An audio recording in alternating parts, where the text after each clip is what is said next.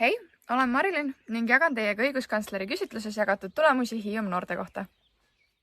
Küsitluses küsiti, mida teevad noored pärast kooli, mida nad tegelikult teha tahaksid ning mis neid takistab. Küsitlusele vastas 30 Hiiumaa noort. Kõige rohkem tegelevad Hiiumaa noored pärast kooli spordi ja trenniga. Paljud liiguvad õues, sõidavad rattaga või käivad metsas, aga üsna suur osa läheb ka telefonis olamisele, videote vaatamisele ja mängudele.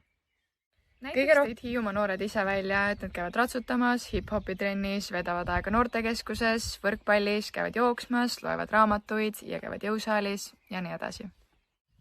Kui aga Hiiumaa noored saaksid vabalt valida, mida nad veel rohkem tahaksid teha, oleks see liikuda, sporti teha ja hobidega tegeleda. Paljud tõid just välja muusika, laulmise ja loomingulised tegevused. Samuti on oluline koht ka loodusel ja sõpradega aja veetmisel. Suurimateks takistusteks on koolikoormus, pikad päevad, väsimus, rahaline võimekus, huviringi puudumine ning kaugemates piirkondades ka transpordiprobleemid.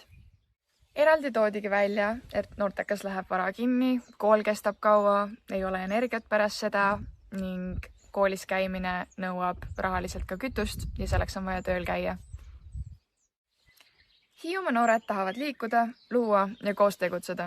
Kõige olulisem on, et neil oleks selleks aega, võimalusi ja toetust.